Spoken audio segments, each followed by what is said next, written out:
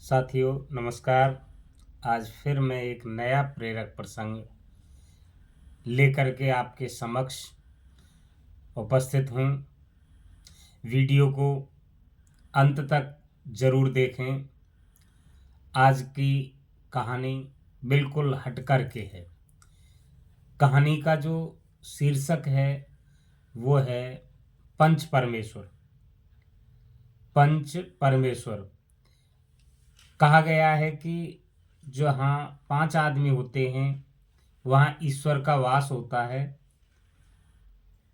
और वो 5 आदमी यदि सही तरीके से अपना फैसला सुनाते हैं तो वो कभी भी गलत नहीं जाता, क्योंकि 5 आदमियों में ईश्वर का वास होता है। कहा भी गया है कि पंच बड़े परमार्थी शीतल जिनके अंग, पंच बड़े परमार्थी शीतल जिनके अंग, तपन भुजाएं कौ और की दे दे अपने अंग।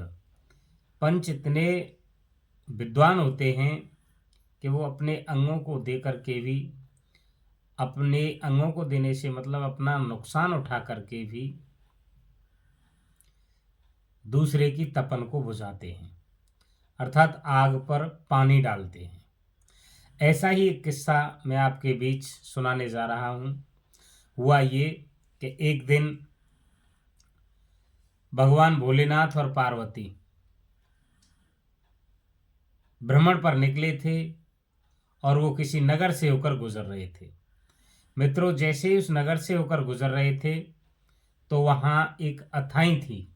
अथाई का मतलब होता है कि जिस जगह पर पंच फैसले सुनाते हैं, अर्थात 5 आदमी जहाँ बैठते हैं उस जगह को अथाई बोलते हैं।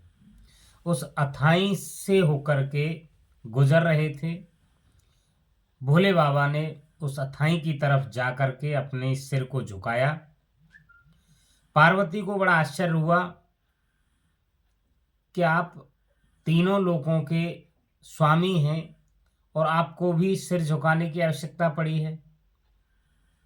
आप बताइए कि यहाँ आपने सिर क्यों झुकाया है। भोले बाबा ने कहा कि आप छोड़िए, ये अलग बात है। अब महिलाएं हैं, चूंकि जिद पड़ जाती हैं तो पड़ी जाती हैं। पार्वती भी जिद पड़ गई। कई बार ऐसी स्थिति होती है, नहीं मुझे तो यही बताना ही पड़ेगा। तो ऐसा ही फिर पार्वती ने कह दिया कि नहीं, मुझे तो आपको बताना ही होगा कि आपने सिर क्यों झुकाया है। काफी मना करने के बाद भी पार्वती नहीं मानी।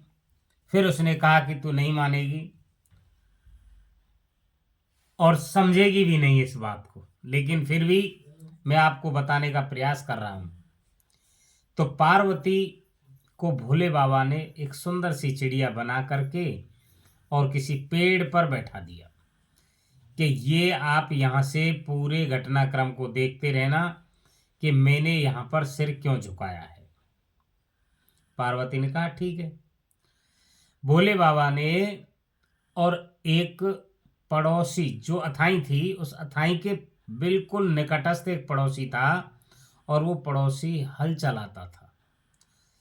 बैलों को लेकर के वो अपने खेत को जुताई करने के लिए गया था।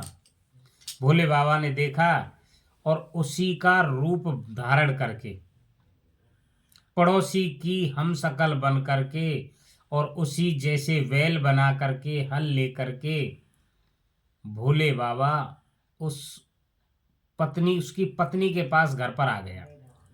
जबकि उसका वास्तविक जो मालिक था वो तो हल ही चला रहा है, लेकिन लेकिन वो जो भोले बाबा थे वो उस कृषक का या वो किसान का रूप धारण करके उस किसान की पत्नी के घर आ गए और किसान की पत्नी ने उसको ससम्मान रोजाना की तरह जैसे अपने पति की सेवा करती है, उसको खाना पीना खिलाया, नहलाया, हुक्का वुक्का रख के सारा काम करके फ्री कर दिया। जैसे ही भोले बाबा वहां से चलने वाले ही थे कि उसका गृह स्वामी जो वास्तविक किसान था, जिसका घर था, वो हलों को और बैलों को लेकर के वो भी आ गया घर में। इस बात को देख करके पत्नी को बड़ा आश्चर्य हुआ कि ये क्या मामला है, अभी मैंने किसको खाना खिला दिया, ये मेरा पति है, फिर वो कौन है जो आ रहा है। हूबहू शक्ल थी, सेम कलर, सेम आकार, आकृति, रूप, रंग, लंबाई, सब पूरा एक जैसा है। ये तो बड़ा मुझे कंफ्यूजिंग हो गई। अब मैं कैसे पता लगाऊंगी कि मेरा पति इनमें से कौन सा है। इस बात को लेकर के पत्नी को बड़ा एक तरीके से वो चिंताग्रस्त हो गई। पर ये तो बड़े प्रश्न चिन्ह है मेरे ऊपर, मैं किसको पति मानूं अपना। और उधर से भोले बाबा भी अपना हक जताते हैं उसको कि मैं ही आपका पति हूं, और जो वास्तविक पति है वो भी कहने लगा कि मैं हूं आपका पति। इस घटनाक्रम को पार्वती देख रही थी और देखते देखते मुस्कुरा भी रही थी कि भोले बाबा ने ये क्या लीला रच दी। मित्रों, हुआ ये कि बात नहीं बन पाई, और जब नहीं बन पाई तो वो घर से बात बाहर निकल करके वही पंच फैसले पर पंचायत हुई। पंचायत में लोगों ने ये निर्णय नहीं निकाल पाए कि वास्तविक इस महिला का पति कौन है। हुआ ये कि कुछ जो पंच थे, बुजुर्ग पंच थे, वो उस पंचायत में नहीं थे। उनको भी बुलाया गया कि फला जगह पर रहते, उनको भी बुलाया जाए। वो आए, सोच करके तो उनको भी बड़ा आश्चर्य हुआ कि दोनों एक जैसे हैं। अब बताओ वास्तविक पति इसका कौन है। लेकिन उनमें से एक बुजुर्ग पंच था, उसने कहा ऐसा करो, एक मटका लेके आओ और एक उस पर ढकने के लिए जो ढक्कन होता है, उसको गांव में पारी बोलते हैं, पारी लेकर के आओ। तो मटका और पारी मंगवाया गया, उन दोनों को बैठाया गया जो उस महिला का पति बनने का दोनों ही अपना अधिकार जता रहे थे कि मेरी पत्नी है ये। तो उसको, किसान को भी और भोले बाबा को, दोनों को बैठा दिया। शर्त रखी उस पंच ने कि आपको जो इसका वास्तविक पति है वो पति तब माना जाएगा जब इस मटके में घुस जाएगा। बड़ी कर्री शर्त लगा दी। अब मटके में घुसने की हिम्मत किसकी है, आदमी कहीं कोई मटके में आते हैं क्या। लेकिन भोले बाबा ने दिमाग लगाया, अब तो इसमें तो पंचों ने मुझे फंसा दिया। पंचों ने मुझे कैसे फंसा दिया कि यदि मैं इसमें नहीं घुसता हूं तो फिर मेरे लिए हार माननी पड़ेगी, और घुसता हूं तो ये मुझे बंद करेंगे। ये तो पंचों ने मुझे फंसा दिया। भोले बाबा तुरंत, उनको तो पार्वती के लिए बताना था। भोले बाबा छोटा सा रूप धारण करके और उस मटकी में घुस गए। घुसते ही पंचों ने वो पारी ढक दी। अब तो भोले बाबा निकले भी नहीं। इस बात को पार्वती पेड़ के ऊपर से देख रही थी।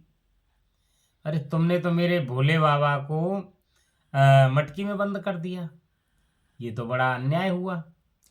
उधर पंचों ने फैसला सुना दिया कि वास्तविक पति तो जो है, जो बाहर रह गया है, क्योंकि मनुष्य की इतनी क्षमता नहीं होती कि वो इतना बड़ा रूप लेकर के मटके में प्रवेश कर जाए।